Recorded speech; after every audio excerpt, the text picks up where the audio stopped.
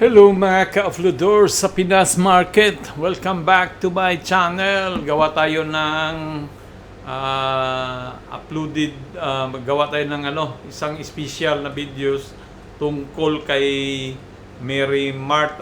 Mary Mart, may balita pala to na magkaroon siya ng mandatory tender offer. Ano ba yung ibig sabihin yan? Panoorin ang video para malaman kung anong ibig sabihin, kung isa ka sa may hawak kay Mary Mart. So, pero bago ang lahat, huwag kalimutan mag-subscribe naman.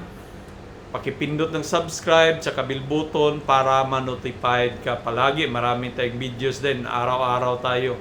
So, nagtitrade tayo sa mga blue chip stocks at nagre-review naman tayo ng mga blue chips, mga small caps, piling-pili at saka mid-size cap na naman, So, tara pag-usapan natin si Mary Mart, anong nangyayari dito.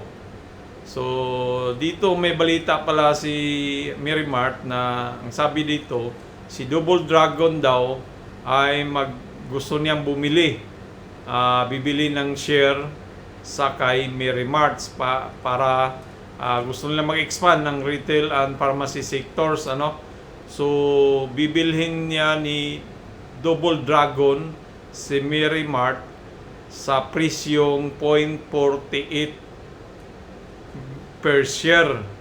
So, tapos ang bayaran niya daw ay half down niyan ay kalahati ng hawak ng share mo. Kunwari, meron kang share na 100. So, ang 50 niyan, babayaran niya ng cash sa halagang 0.48 kada share mo. Tapos, ang kalahati, yung 50 naman, babayaran niya ng Double Dragon shares sa halagang 9.38. So, i-convert niya yon yung yung share mo na natira na 50, i-convert niya ng share ni Double Dragon sa halagang 9. Kunwari 50 50 na share, divide mo ng 9.30. So meron ka lang 5 share na lang, maging 5 share na lang yan siya kay Double Dragon. So kumbaga ngayon kasi nasa 0.45, di ba? Kaya pala umangat yan siya ng 0.45 kasi nag-umpisa na yung May 8 hanggang 16 lamang ang tawag niyan, yung mandatory tender offer. So, sa halagang 0.48. Kaya nandito lang yan siya. So, ano bang ibig sabihin? So, pwede ko bang ayaw ko ibenta? So, pwede mo namang hindi mo siya ibenta. Ang problema lang yan, kung maliit lang naman yung hawak mo, ay bibigay problema lang yan sa'yo kung hindi mo siya ibenta, di ba? Kasi parang mad-delist na to eh. Hindi mo after nitong June 18, June 16 pala. So next month, June 16, hindi mo na siya matrade to si Mary Mart. So delisted na to sa Philippine Stock Exchange. So kung hindi mo siya binta, hindi mo kagatin tong offer niya, wala ka, di ba? Talo ka. Although kung dito ka nakabili sa taas talagang talo ka eh. Wala ka tayong magawa talaga dito. So, ibinta mo na lang, tapos yung kalahati noon, magkaroon ka na naman ng share ni doon kay Double Dragon. So, nasa 9.78 si Double Dragon. So, bibilhin niya ng 9.30. So, meaning, kumita ka na. Pagpasok mo dito, kumita na yung mo kasi nasa 9.30 ka lang. Diba? Saan ba yung 9.30? Dito lang. So, 9.78 na siya. So, ibig sabihin diyan, kumita ka na ngayon. So, kumita ka ng 5% sa kay Double Dragon. So yun nga, ang sample natin, lakihan natin konti para medyo medyo mas malinaw kung malaki. So, meron kang 1,000 share. Ang kalahati niyan, 500, di ba? 500 ang kalahati. So, kalahati is 500. Babayaran ka ng cash ng 0.48. So, matanggap mo siya ng 0.48. So, 240 ang babayad sa iyo sa 500. So, kung nabili mo siya ng nabili mo siya dito sa halaga ng piso, lugi ka na, di ba? Kasi talaga eh. So, tapos yung 500 naman doon, babayaran o bibilhin equivalent to 9.30. So, divide mo 9.30. So, meron kang 53 or 50 na lang yan kasi butal yung 3. 50 na shares dito kay Double Dragon. So, may 50 ka.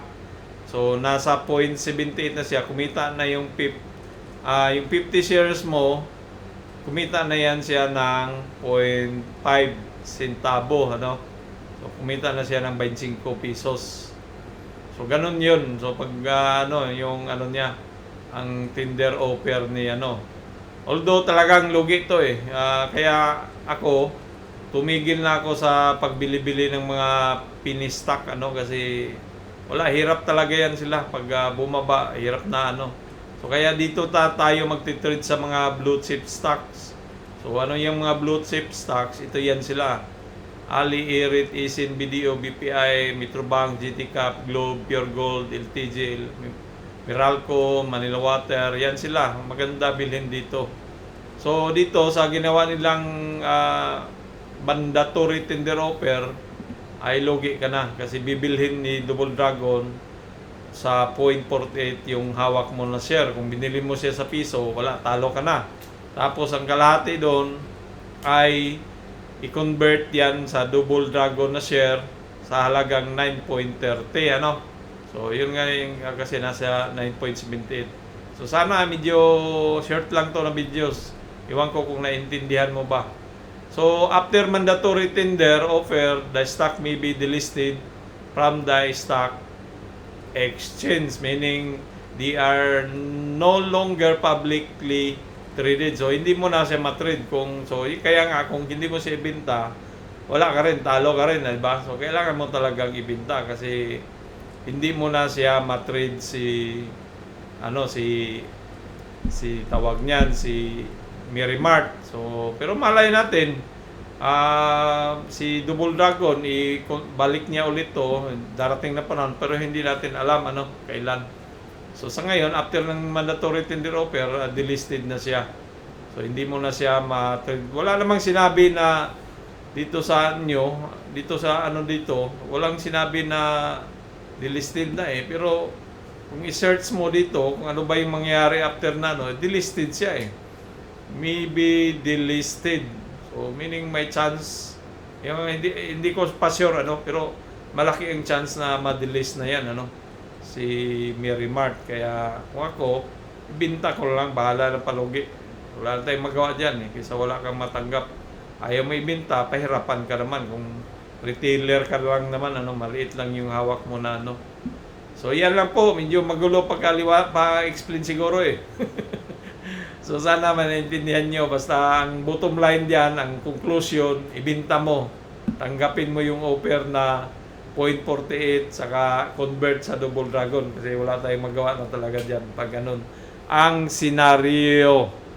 So babos, adios mi amigo, sana mag-subscribe ka kung napanood mo tong video ko, kung bago ka lang sa aking channel.